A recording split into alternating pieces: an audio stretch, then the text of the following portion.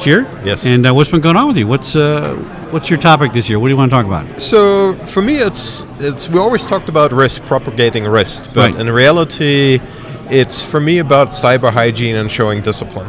Oh, interesting. Risk itself, putting that into an organization has been very challenging. It's a cultural transition, and it's challenging for organization. But to do just the essential things, and for me, there are three things that people have to do in security. It's encryption. There's still a lot of companies that don't encrypt their data. I know. Crazy. Then, secondly, identity management. I mean, there are a lot of solutions out there, but showing the discipline to really enforce it on a daily basis, it lacks, and that's where the insider threats come in. Right. And then the third pillar is really understanding your asset criticality. And I think we still haven't found in the industry the holy grail how to manage assets. If I take off a critical application of a server and now I have to adjust the criticality of that server, how is that done? It's normally not done. It's Right. not adjusted. And so I think that's something that the industry has to put more efforts on. Now, I love this approach because up to 70 shows now, I think, or something, right? I think Torsten's the first one that's talked about this hygiene as a practice, as really the first position, because if we can fix human behavior, we're going to fix 3/4 of all the problems, right? I mean, I think so. For me, I could make a bold statement, correct? At the end Right. of the day, I don't care if a hacker enters my network. What I care about that they can't exfiltrate the data that they're after. Right. 99% of all data breaches go after data exfiltration. Only 1% looks at disruption. Oh, So if I interesting. really put more intention into how can I secure that data, that is really important. Yeah. Absolutely. I like the fact, hygiene and then EIA, encryption, identity, and assets. So I actually don't want them in the system at all. But Well, back it's to an the ability, yeah, right? exactly. Yeah. It sort of goes without saying. How have you evolved in your thinking over the last 5 years in particular in terms of the increasing threat landscape globally? When they're in there, but there are more of them trying to get in. I think you had podcasts on earlier that talked about social media, that talked about IoT. And Yeah. I think attending shows like these is still a little bit puzzling to me, because on the show floor there are vendors, there are end users still just talking about endpoint security and peripheral security. You have to really open your mind. You have to look nowadays at application layers. Post-mortem analysis shows that more than 87% of today's attacks are targeting the application layer, not the network layer. Oh. And then we have the database layer. We have now IoT. I mean, I always ask when I enter a room and I talk with CISOs, I said, hey, how many of you have thought just 18 months ago you have to sit at the same table as your facility management team when they make a decision to implement a new air conditioning system? Nobody even thought about it. Today they have to be in the same room before the decision is being Right. made. So the threat landscape dramatically changed. So to be successful, I go back to the concept of risk. Because risk helps me to focus on the things that really matter. If I don't take a risk-based approach, if I just look at my security posture, I'm overwhelmed with the things that come my way.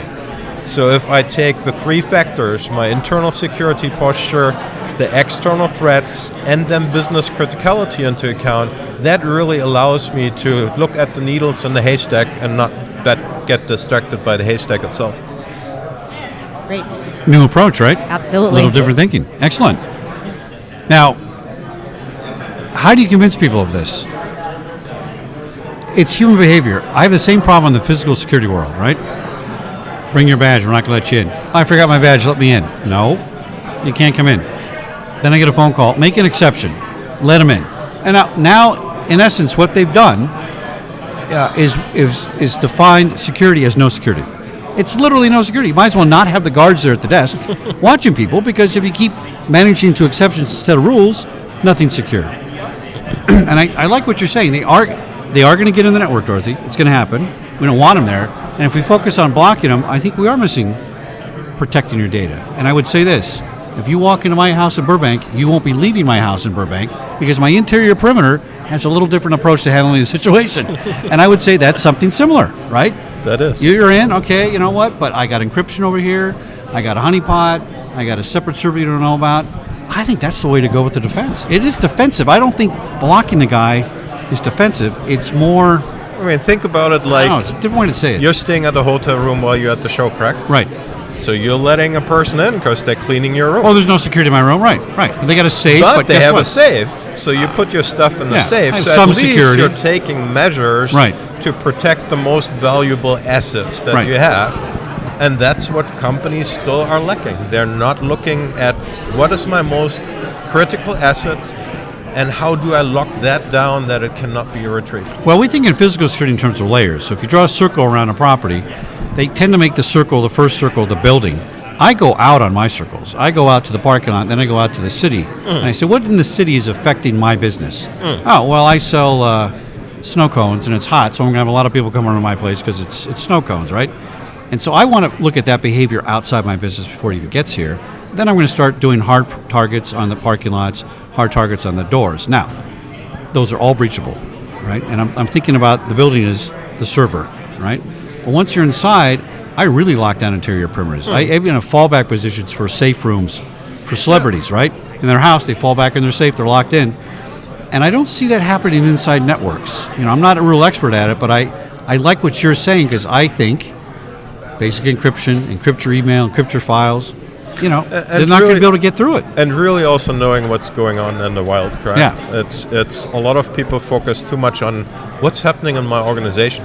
Right. They forget. On the prior podcast, I used the Poodle vulnerability as an example, correct? In 2014.